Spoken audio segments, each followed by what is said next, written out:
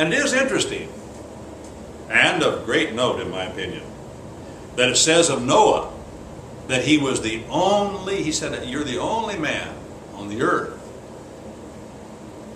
that I have found righteous, that I see as righteous. Get this, God's very careful with these words. Pay attention to words. He didn't say he was righteous. He says, I see you, Noah, as righteous. He uses the word see. Just like he sees you as righteous. You're not. He sees you that way because he sees you in Christ. This is the beauty of the whole thing. Noah was in Christ. He was in the Messiah. He had faith in the Messiah to come.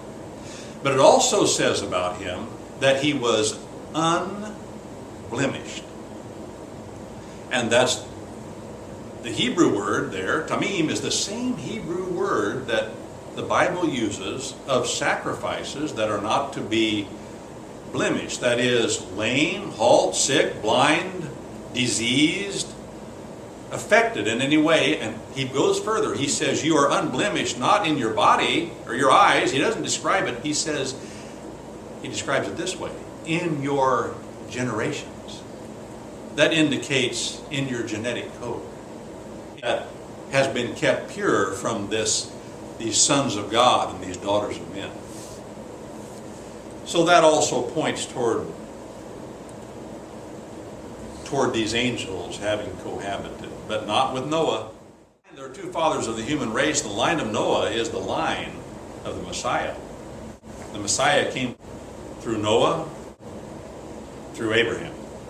That was the line that God kept pure, the way he wanted it, from that particular eruption. Of course, the line was polluted in other ways from Adam, you understand, but he took care of that too. He took care of that by Jesus being born of woman. And the Bible indicates that the sin principle comes through the seed of the man, not the seed of the woman. The woman receives the sin principle, but she doesn't pass it on to her children. That comes through the genetics of the man. And that's the indication of Romans, the book of Romans. And that's why the virgin birth is so important. So this what we're talking about here goes to the heart of who Jesus is. The problem with angels. Angels have been the problem from the beginning.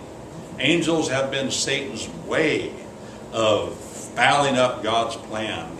Satan's plan to counterfeit God's plan was to introduce mighty men, men of old, men of renown. Let's take it a step further. These men became political figures. Politics is about physical, operates in the realm of politics, doesn't he? Isn't that where he pushes the hardest? Let me ask you this. Can Satan be everywhere at the same time? Now, God is, we use a big word, omnipresent. That means he's everywhere at the same time. All of God is here in this room. All of God's also out there. All of God is over at Charleston. And all of God is in Paducah and Cincinnati. He's all there at any given point, all the time. Satan's not that way. He can't be everywhere and control everybody directly.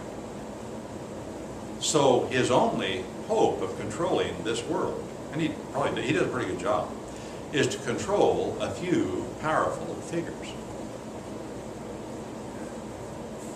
Turn to... Well, he has a lot of helpers, a lot of demonic helpers, right? True. He has a lot of helpers. Many of them. I didn't say, well, yeah, but a few powerful figures compared to the whole of humanity. And the sons of God that came in onto the scene